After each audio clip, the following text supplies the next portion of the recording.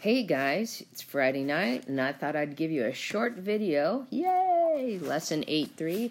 I'm sitting in my room with like all the furniture piled up right next to my bed and with only one light that works. So if it's echoey in here, that's the reason why. But it's beautiful. The colors look really cool. Anyway, we're going to learn about from Lesson 3, functions and equations. Now, I think this is going to take 2 pages. It just depends upon how large you make your Frere model, which we're going to do in just a minute.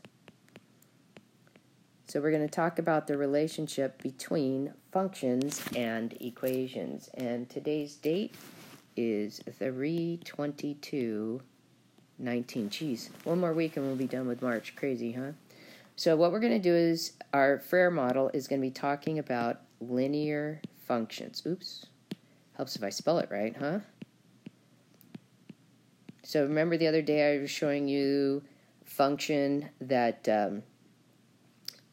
we would have done in algebra class where it was y equals like 4x plus 3, and we came up with a function table and substituted in our x's and calculated out our y's, and then we graphed it and it formed a line, and that's because of that word linear has the word line in it. So we're going to go ahead and do a Frere model of this, and remember how it works. It's like a big huge definition, and we're going to look at this word from 4 perspectives. On the left, we're going to talk about the definition. On the right, we're going to talk about, or on the bottom, we're going to talk about the graph. We're going to talk about the definition in kid words. So, what does that actually mean, Rosner? That's what I mean by that. And at the top, we're just going to be focusing in that word linear.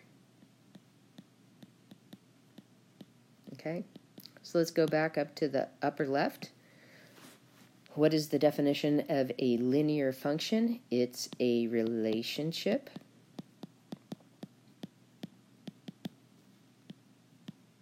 where each input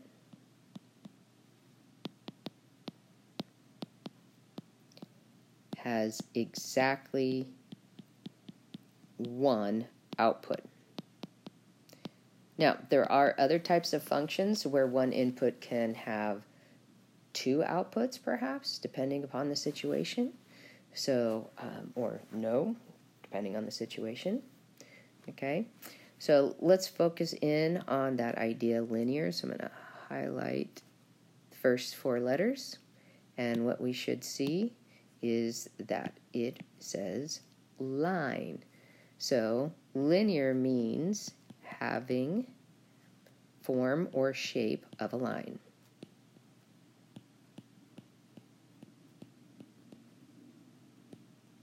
Okay, so that's linear. So function, a relationship where each input has exactly one output. Linear, having form or shape of a line. Let's talk about the graph. So we'll do this. We'll do a first quadrant graph just for our purposes. Here's your x-axis. Here's your y. Let's go 1, 2, 3, 4. 1, 2, 3, 4. And then we would have some points plotted on it. So, for example, 1, 1, 2, 2, 3, 3,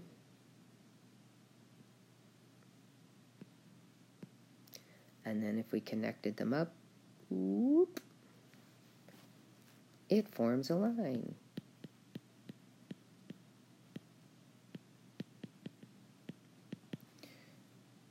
So what would be the kid language, or the kid definition about what is a linear function? It's a rule that, that can be graphed as a line.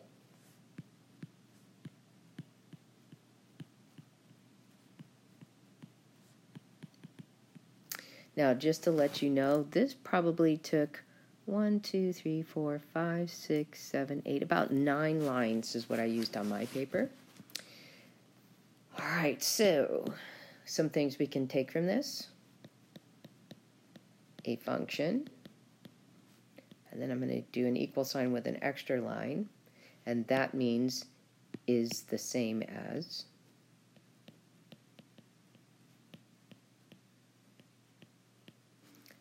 A function is the same thing as an equation. Okay.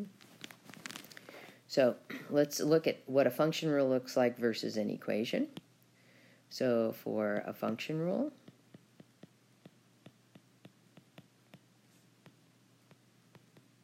you would see something like 2x plus 1.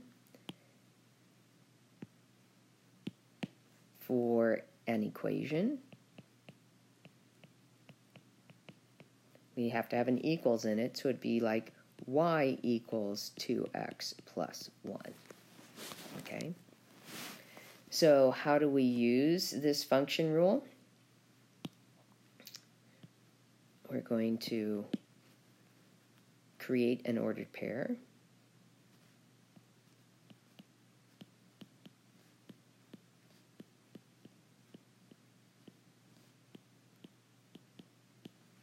And that ordered pair would, of course, be x comma y. And for our function, we would have input versus input comma output. We talked about that the other day.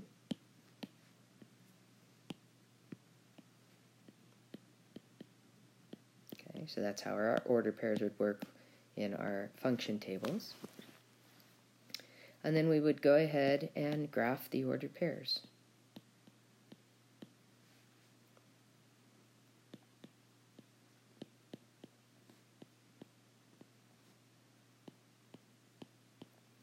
Oops, somehow my eye kind of got swallowed up.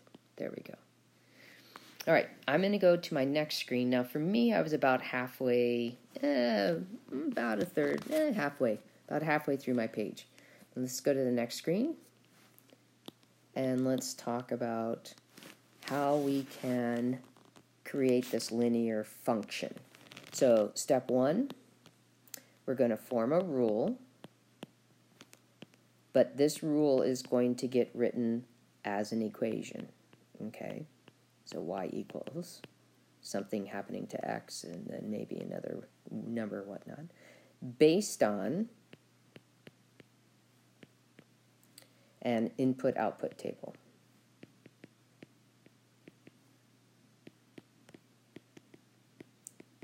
That's what we've been practicing for the last couple days. So let's create an input-output table.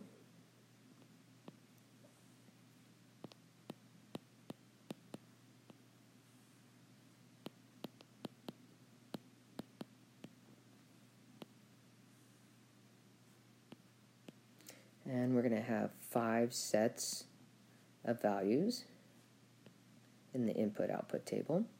So 1 input, 9 output, 2 input, 18 output, 3 input, 27 output, 4 input, 36 output, 5 input, 45 output.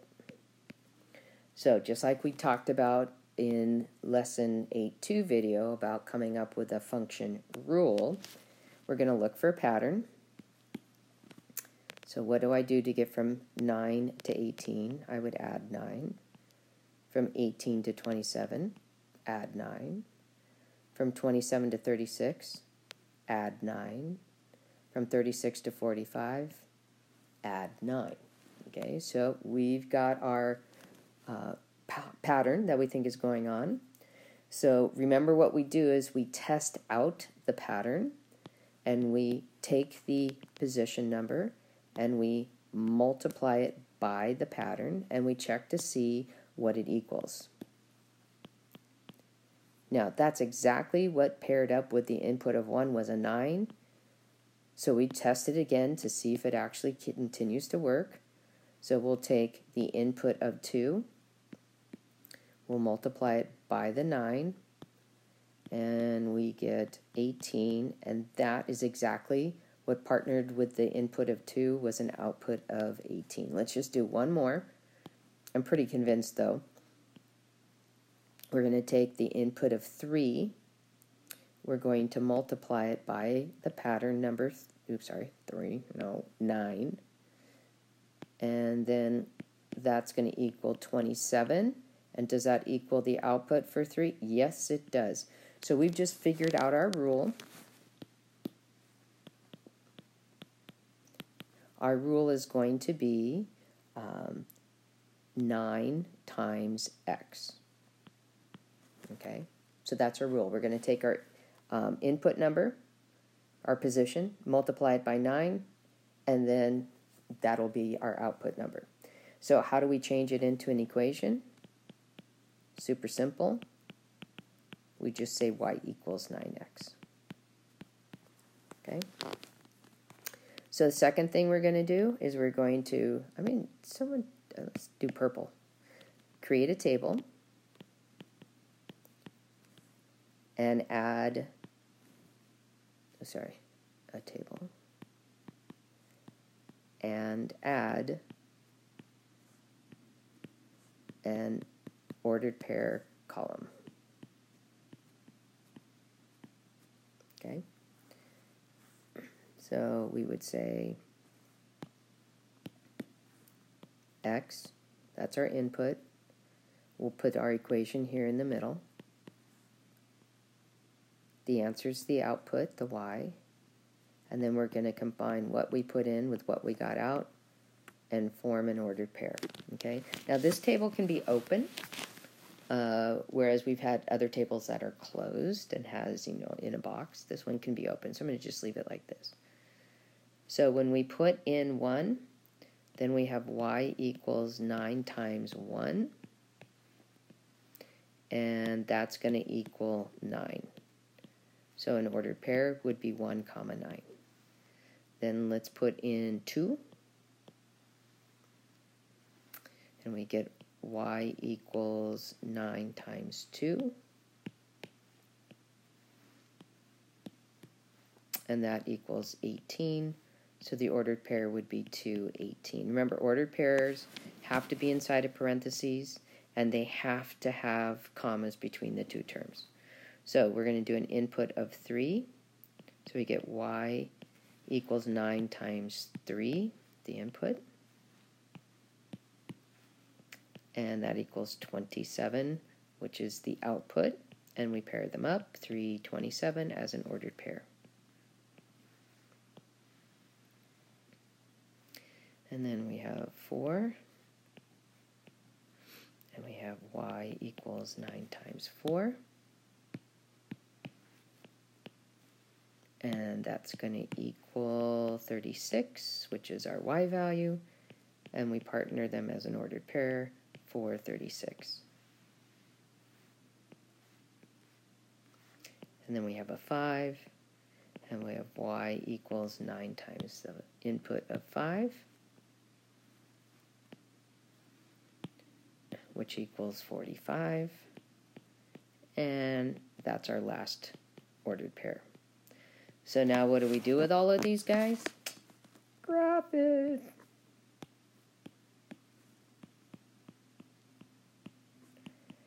Now, I'm looking at my x's, and they go from 1 to 5, so that's pretty small numbers.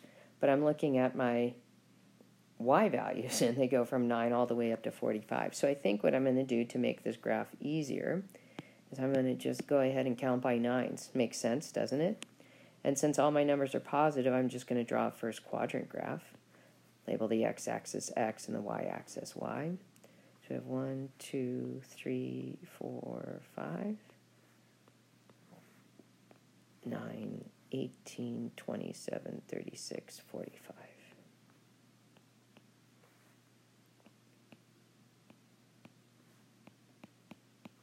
Okay, and then I'm going to go ahead and graph them. So 1 went with 9, 2 went with 18, 3 went with 27, 4 went with 36, and 5 went with 45. We connect them, we're going to get a line, okay? All right, so we're going to do one example and then call it a day. So directions are going to ask us to graph each equation, and we're only going to do one, but this is the directions you'd be hearing in your homework and on tests. Oh, by the way, we'll probably take more like a quest since we're only covering 4 lessons, 1 through 4 on the next test. So let's go ahead and graph y equals 3x plus 2. So they gave me the rule, but guess what? Remember we talked about how x was an independent variable, and that meant we get to choose what values we want to put in for x. So each one of us could choose different numbers. And if you remember, we were talking about in class 2, and I can't remember how, sometimes I say some things to one class and not to others. So it only takes 2 points to draw a line, right? But what if you drew incorrectly? You still are going to get a line and you're not going to know you had a mistake. So the best thing to do graphing is to create 3 ordered pairs to graph, okay? Now, because we're not into dealing with negative numbers yet, we'll get there. I'm going to choose 0, 1, and 2. So I'm picking the 3 smallest whole number. Oops, sorry, and I wrote 3. The 3 smallest whole numbers that I could possibly choose. All right?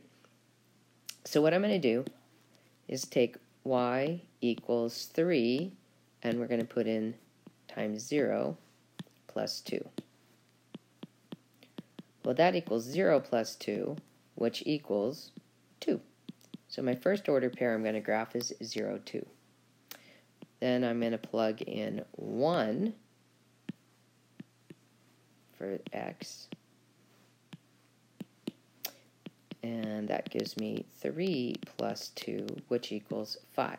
So the second order pair I'm going to graph is 1, 5. Last but not least, we're going to substitute in 2 for x and solve the equation. So 3 times 2 is 6. 6 plus 2 equals 8. So I get an ordered pair of 2, 8. So now I'm going to go ahead and graph it. Again, it's just a first quadrant graph, so that's all I really need to graph here. Label x and y, put in tick marks. Here's 2, here's 4, and then we're going to go up to 8. So 1, 2, 3. Yeah, you know what? I think I can spread them out a little bit more. 1, 2, 3, 4, 5, 6, 7, 8. So I'm just going to label that every other one. Okay? So at 0, we went up to 2. By the way, since this point is on the y-axis, it's called a y-intercept. Keep that in your minds. 1 goes up to 5. 2 goes up to 8. And then we just connect them together, and we form a line. Okay? All right, have fun with this, guys. Have a good night.